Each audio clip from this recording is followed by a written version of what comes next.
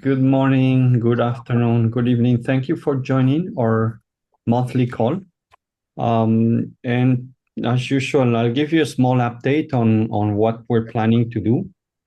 And then we have a discussion on a relevant topic, I think, that came to my mind recently. So one thing in the group that we are planning, and I discussed that um, with Robin the other day, was to create some sort of special interest groups within strategy implementation.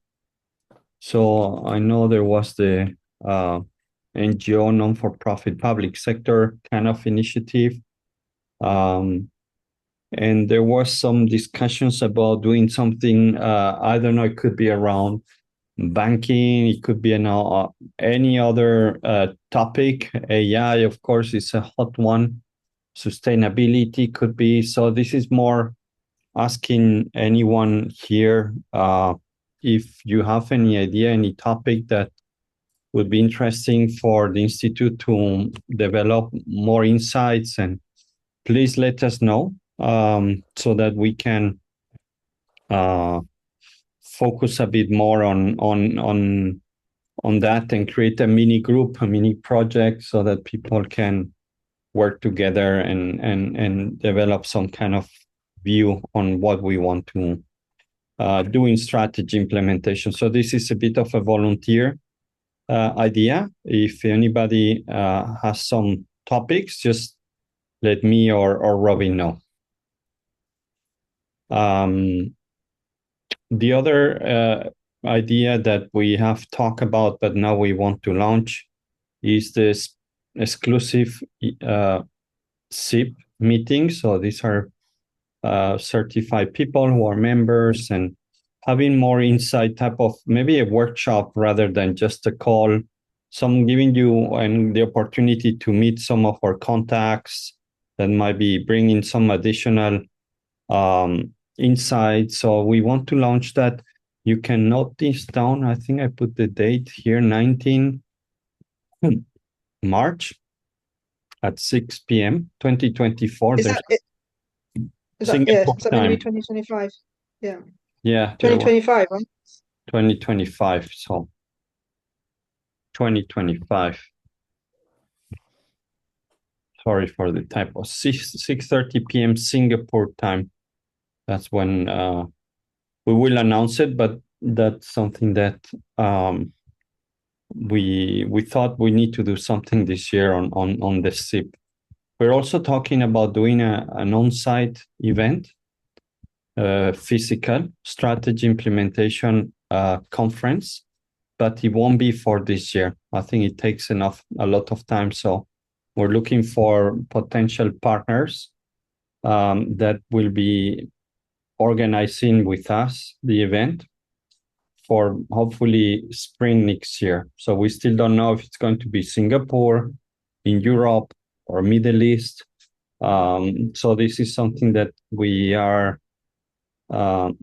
looking forward to develop a bit further and then send you the details. And then fellowship update. So this is something that Shona is one of our fellows. So we're trying to understand what's the added value and whether we can offer that again. It takes time, both from Shona, she's gone through the process, also for us. So we cannot do many of them, but we were keen in offering that back again. So there will be some announcement on the fellowship. I think this brings some value to Anima who wants to develop further. And the last piece, so that's kind of the general updates. We're constantly thinking, what can we do to bring more value to this group? And I think the SIP exclusive should bring that maybe on a quarterly basis, more a sort of workshop type of event to all of you, and more connection between us. And then the topic I had thought for today, and maybe we don't need the full hour, but I got this request the other day It's a company that is struggling with their transformations. They have a few going on: sustainability, digital transformation. They're doing some reorganizations. They have a system integration of SAP and into one SAP. So there's like, I don't know, 10 big transformations at the same time. And the question that came was, Antonio, do you know how we can accelerate one of them or two? Because we've been going forever. So we're a bit kind of tired as well from so much change. And so I just wanted to share this and have a bit of a discussion. Have you come across a similar request? Is this something that you see? And what will be your suggestion? So it's not for me to share with the client. This is a bit more, it's a theoretical case. I know the company is struggling with that, but I just thought this might become a frequent ask that we all get. So just have a bit of brainstorming and sharing of knowledge and ideas and concepts and tools. So that's how I wanted to do the discussion today. Maybe we just need half an hour, but it's a hot topic, all this transformation. So if that's okay, we don't need breakouts. We're a small group. I do want to, I'll invite to speak all of you. I think just any volunteer who wants to start. If I may, I'll just set a scene because I'm one of the oldest, Antonio, that in Yeah. various guises, this question has been asked for decades. Whether it was, the old, just IT or just, project management, whatever, they always want it faster. And my first inclination is, do you want it faster or do you want it good? Because, generally it's, in project management, cut out the testing, cut out design, let's just go to build or whatever. So I think, but I know that's not a satisfactory answer. It's not what they want. So I think there are positives. I'll let other people speak. I just wanted to set a sort of decades old, since the 70s, 80s, I suppose, just context that it's not new, I think. So the term digital transformation is sort of fairly new. Okay. Thank you. Anita. Yes, according to explanation, I would say there is a sign for change fatigue. So that means they grow tired about changing with no result. So this is also something which rang my alarm bells.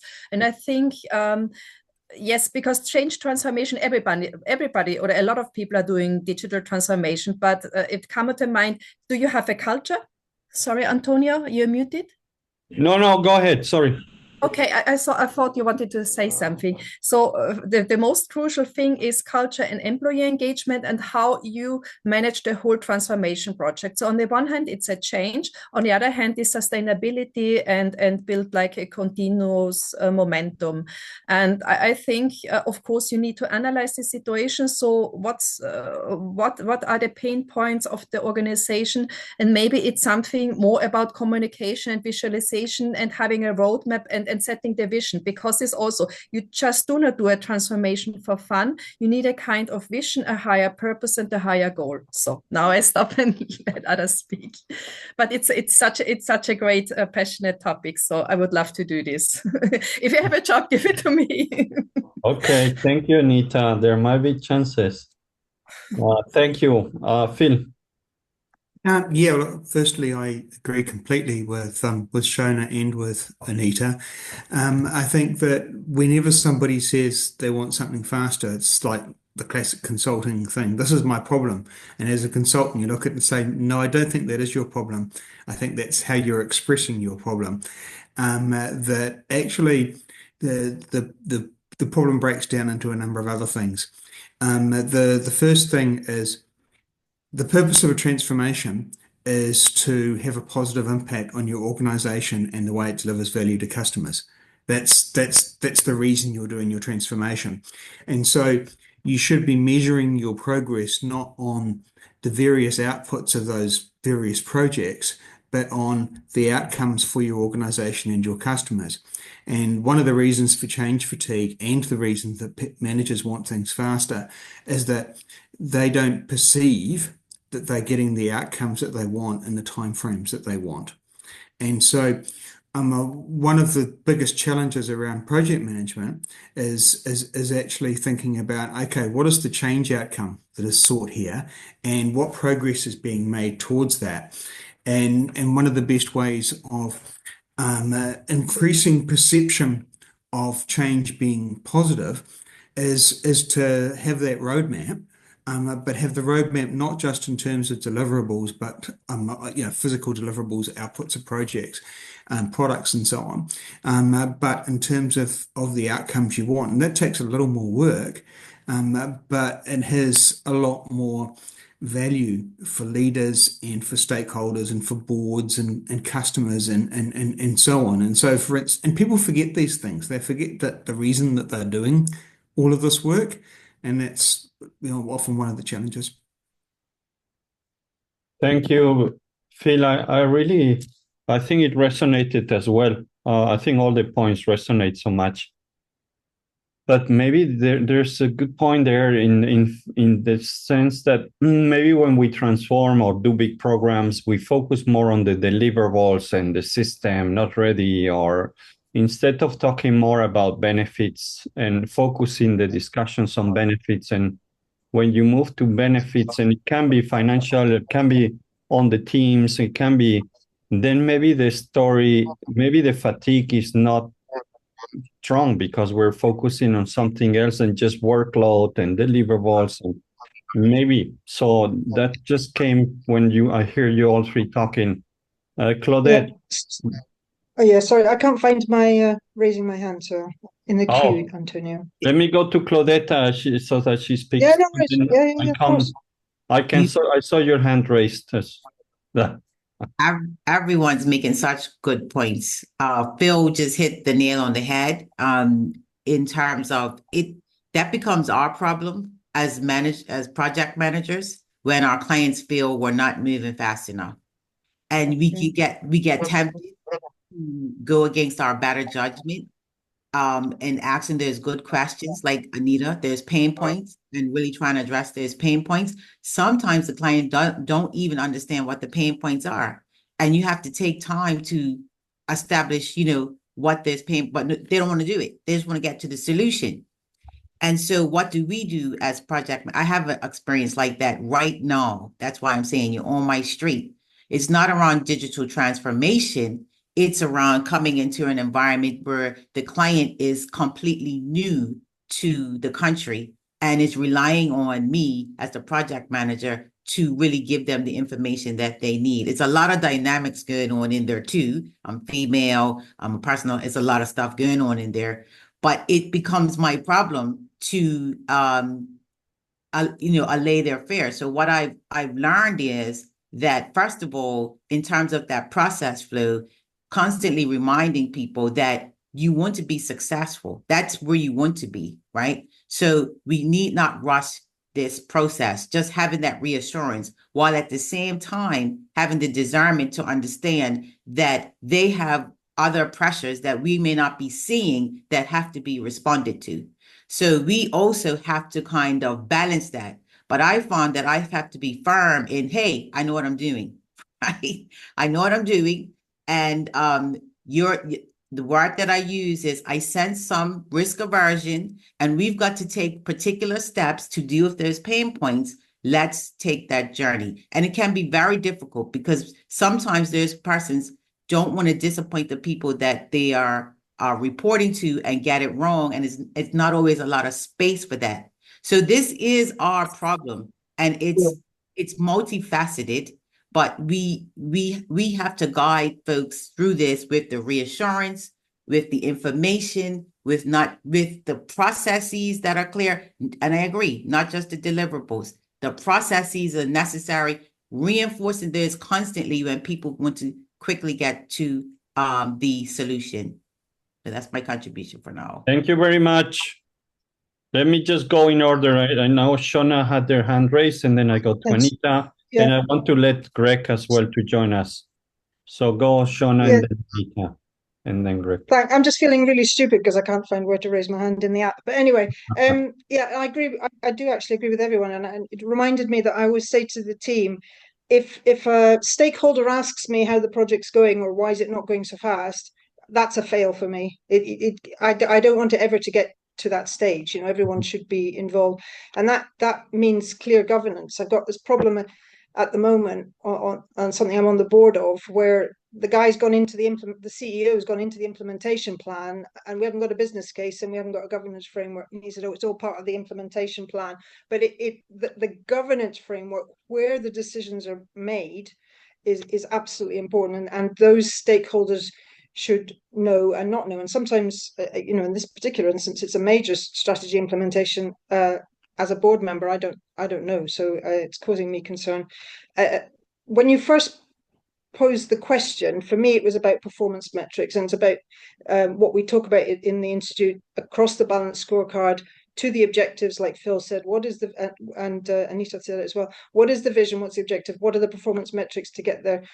And then the analysis of why we're not getting there, so that everyone's aware ahead of the game. And finally, people, you know, everyone's talking about AI, and I feel like some old granny, I think, but for me, AI is just another digital tool. We've had I was a COBOL programmer, for goodness sake. You know, we've had build tools in the past, and that is not the limit. It's definitely not the limiting factor now. It's far too fast to build things now. The limiting factor is always people, and I'm posting this all over the place at the moment. The digital framework, the data is a problem, of course, that's a different thing, but the systems platform is not the limiting factor. It is the people, and that's where the focus has to be at all levels in the project, I think. Thank you. Very nice point. Thank you, Shona. Anita. You're on mute, Anita.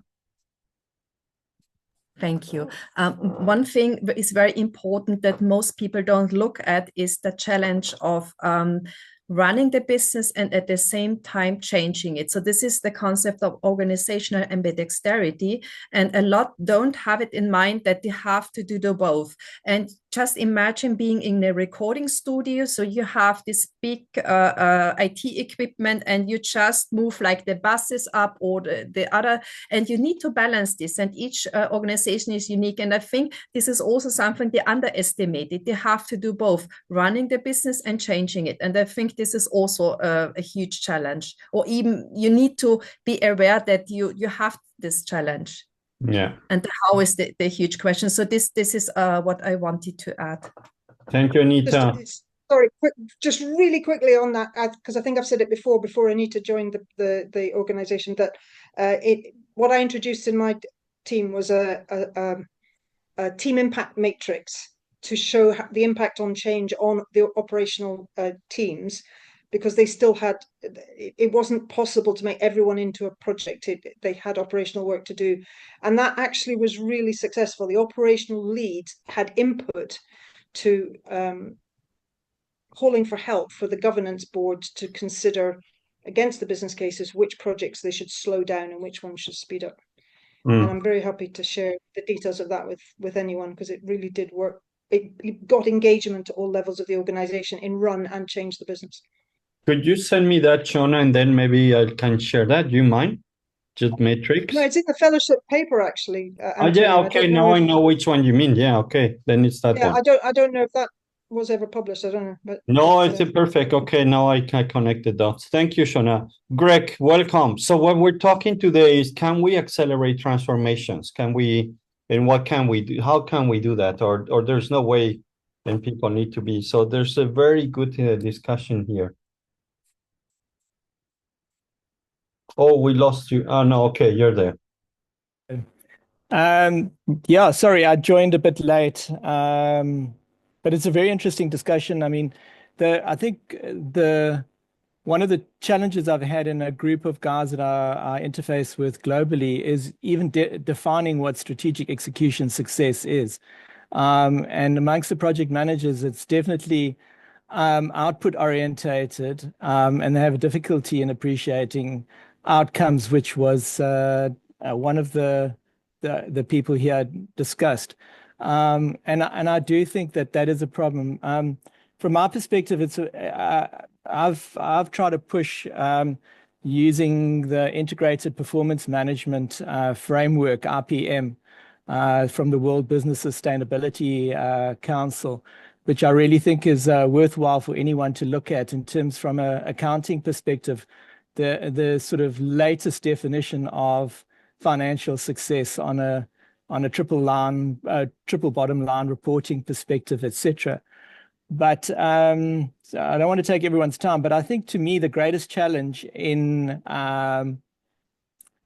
performance is aligning everyone to performance. And here, agent principal problems are, for me, I've seen it from shareholders into the executive board through to management and employees.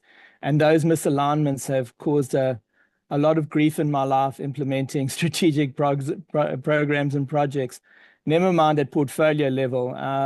So that to me is, I think, one of the great challenges going forward, and particularly aligning performance to total reward and the like. These are big concepts and difficult ones to align. And in the world of agility, things are changing so often, so quickly. How do you align the organization to that at the employee level? So I've often found that I'm initiating changes in environments to where employees are not aligned and will not be aligned. And so with all the change management in terms of, the soft change, the dog and pony show, the training and the PowerPoint presentations, you're not going to get true change at grassroots level.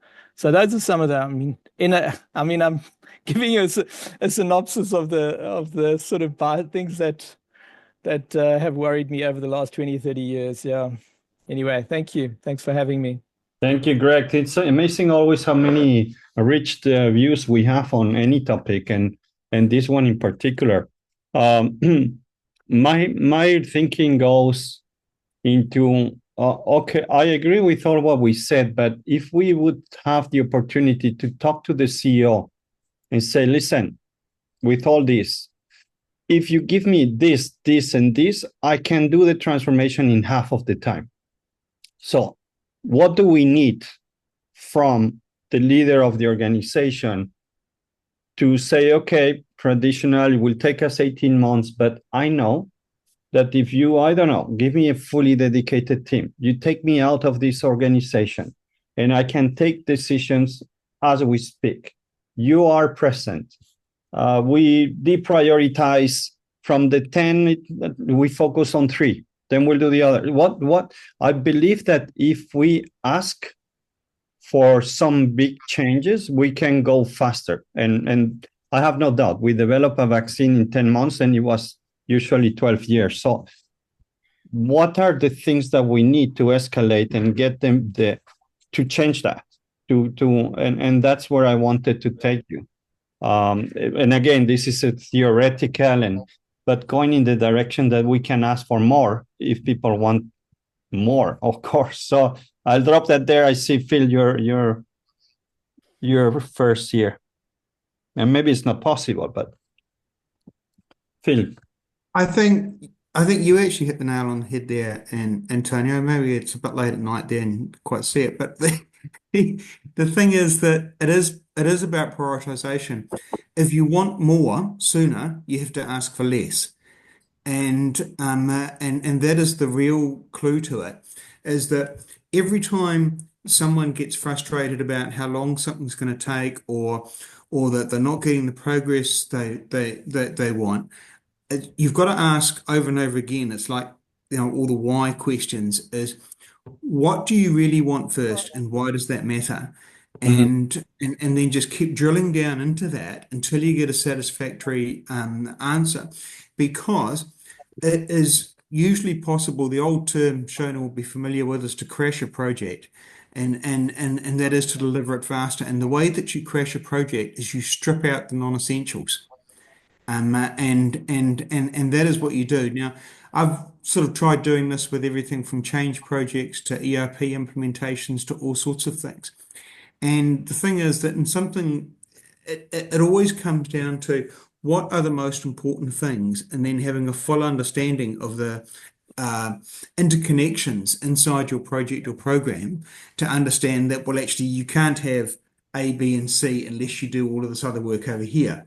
But you probably can have 80% of A and 60% of B and all of C. But you would have to change the way that you prioritize some things and move them around, and there would be consequences for that. And that comes down to the obvious thing about strategy, which is that it's always about choices. And what you've got to do is you've got to drill down and understand what's really, really important to executives. And often they won't understand that properly themselves unless you make them think about it. And then you force them to make those choices, and you make it crystal clear what the consequences of those choices are, because there are always consequences. Thank you. I like it. Sure. Shauna. I've come up with two, and I'm sure others can come up with it. I think definitely separate governance from operational governance. Maybe the same people, but separate governance. Absolutely. Because operations always take priority over change, and that's a major drag. And it's just a tiny thing. You said, give me a dedicated team. I don't mind that, but that should be the old team. Backfill the old team with temps, doing the old current processes, current systems. You'll have manuals, maybe you'll have ways of working. Backfill. Don't bring in a new team to do the change. I'm sure you meant that, but you know, it's yeah. Give me the team and backfill operationally. Exactly. Thank you, Shauna. Who else has any thoughts on? Okay, now I'm going to ask for all this. Anita. Yes, I think it's also crucial to have a fully committed leadership, a central leadership team, because if the leaders are not supporting the transformation, you're doomed, because they are then supposed to align the employees and bring them onto the boat. And I think this is it, as it is written in the strategy implementation book. It's about leadership, then culture, and transformation from the core. I think those are the three crucial elements, and of course prioritization and do the stop list. So it's in the essence, but you need a powerful team and the support, because without management support it won't work. It will not work. Yeah. I like that. I think this is where I'm seeing that we can do more, but we need to have this kind of criteria in place where you just focus on 2 or 3, less is more, focus, sustain, kind of executive. I've seen that if you want something to accelerate, just need more time from the CEO and stepping down into the project and being a sponsor that pushes through. So, but they're not used to that. And the point of running the business versus changing or the operations, it's a big dilemma they all face, because you're drawn to the day-to-day, you're drawn to operations, and it's really hard to change that. So there's the old project management thing that if you're running out of time, there's only 3 things you can do: reduce scope, add resources, or lengthen the time. Yeah. So it's got to be one of those. Thank you, Anita. And yes, if I may add something, I think you can also look at the agile work. That means deliver fast, have quick results, and like the 90-day rules, and squeeze everything so that you see that the fruits of your efforts. Because usually if you talk about projects, they might be undertakings of half a year without feedback, and then things are just overturning themselves. So you need to get in very short delivery cycles, have better, smaller results, so that the people feel things are changing, even if the changes are not big, if it's just a drop of water, but sooner or later it will fill up. So this is also from agile and lean or like Kanban, you can take so many basic principles: avoid waste, go for increments, go for customer experience, like all considered as customers, also the employees. Yes. Thank you, Anita. Greg. I was trying to think what has worked for me, and with all due respect, a lot of what you have said works in a vertical where you are running a strategic change which is not transversal, and in that regard also doesn't cover something like mergers and acquisitions. So, I mean, if we look at some of those more complex executions, one needs to look at aspects relating to business architecture. And I do think what has worked well for me, I mean, it's not easy to implement, is gap analysis in terms of current versus future state architecture, and arriving at consensus amongst the future leadership team on what that future state should be.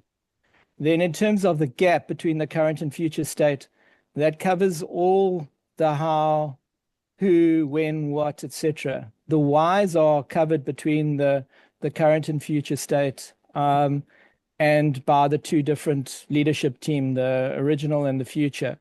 The difficulties are around the intangible assets like human capital.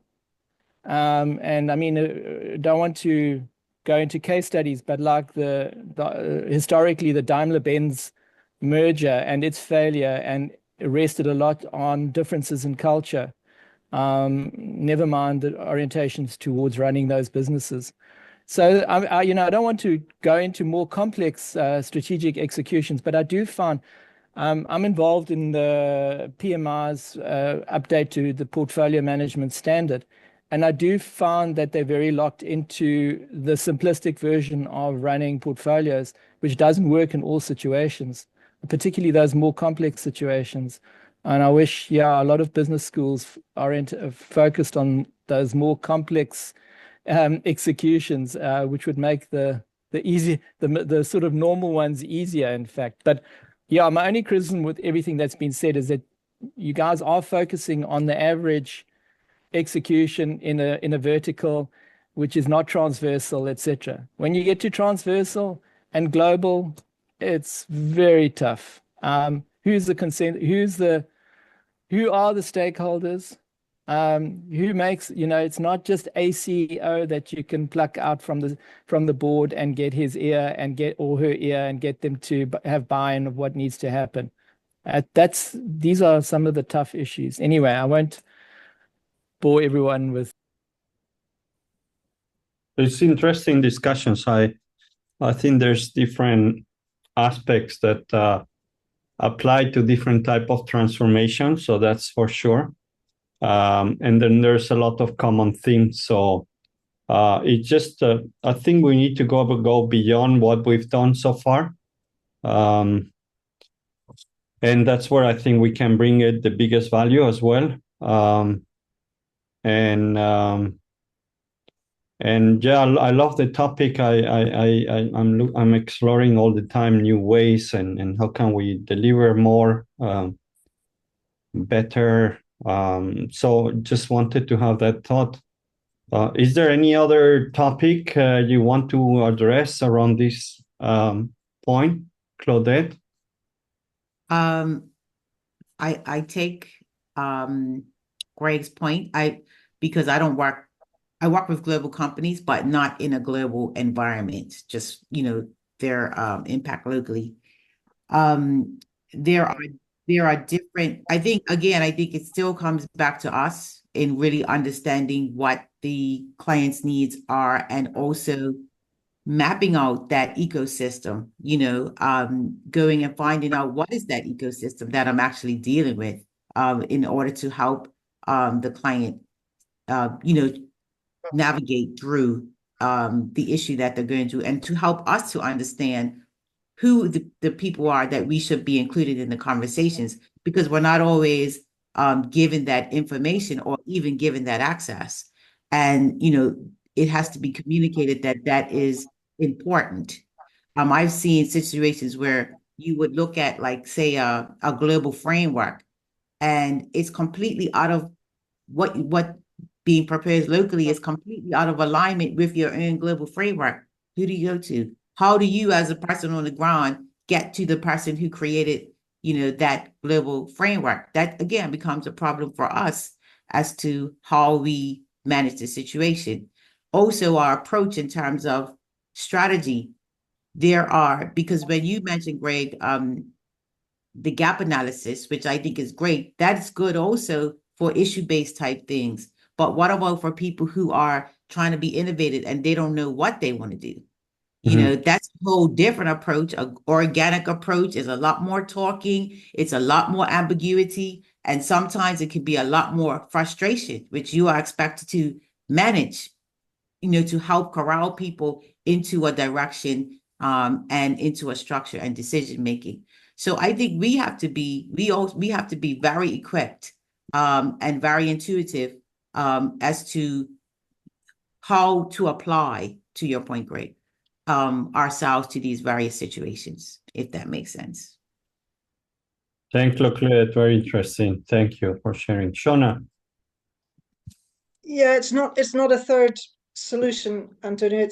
It's another challenge. Greg mentioned the magic words, business architecture. That's the glue between the technology and the people and the culture. And I mean, I've spent the last, we used to call it operating models and then business architect, you know, that in a merger or a reorg situation, if that's part of the strategy, trying to educate leaders. It's not just technology. I think that one of the problems is in the term digital transformation, because people can see leaders who may have come up in a more conventional route, but they hear and they see AI and they think the digital transformation can be done quickly, but there's all the other components of the business architecture as well as the people that and the cultures that may need merging that make it difficult, and not because it's difficult, because it is difficult, but because leaders don't appreciate the need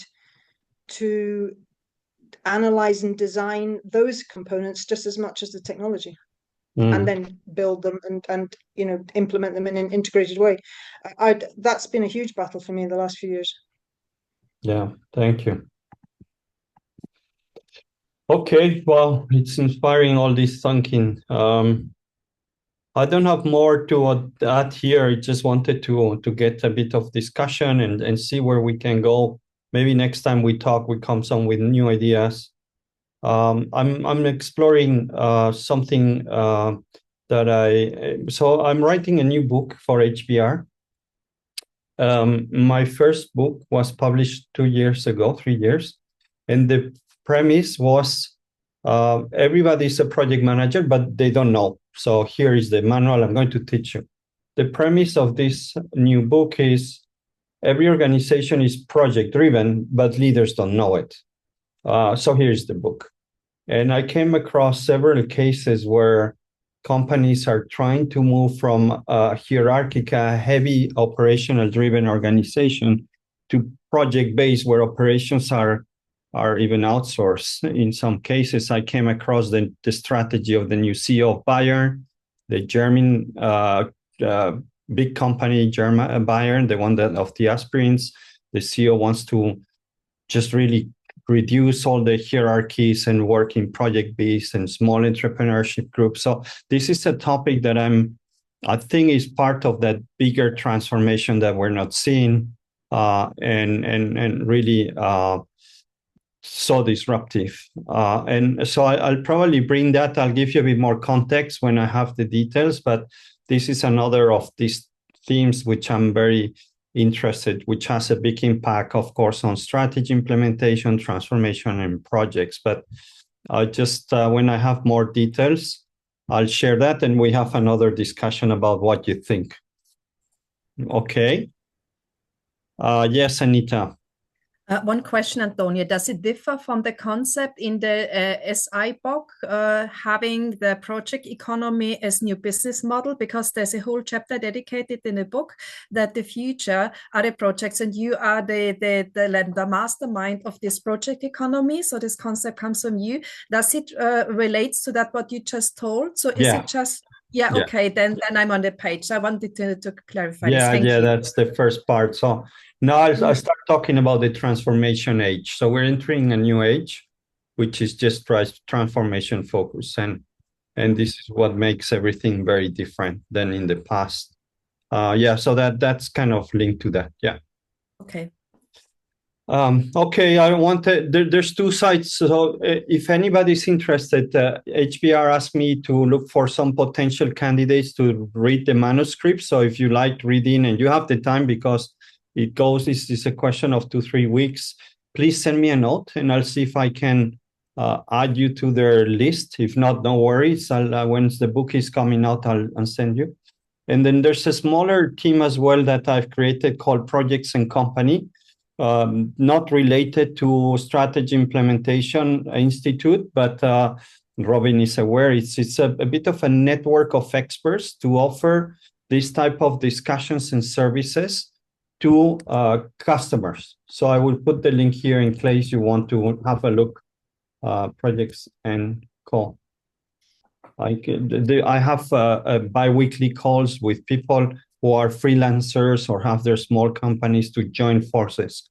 So you can register there as well. So very complementary to what we're doing here. So that's the two things that I wanted to share from my personal agenda. But thank you. I really enjoy these calls. And when there's a small group, we can all interact a bit more. And the next call, I'll try to join Robin. He's traveling all the time. He told me that there is so much demand on, he's very focused on digital transformation. So, and seems like everybody's now wanting to really take this to the next level. So that I think it's great for everyone here. So, but thank you very much. It's always a pleasure. Please reach out if you have any topics that you want to address, any things that we should be doing in the Institute. We're always keen to think about new ways to connect and have good discussions. Thank you. Take care. Thank you, Antonio. Stay bent. Thanks, Antonio. Bye-bye. Thank you. Thank you. Bye, everybody. Bye. Bye. Right.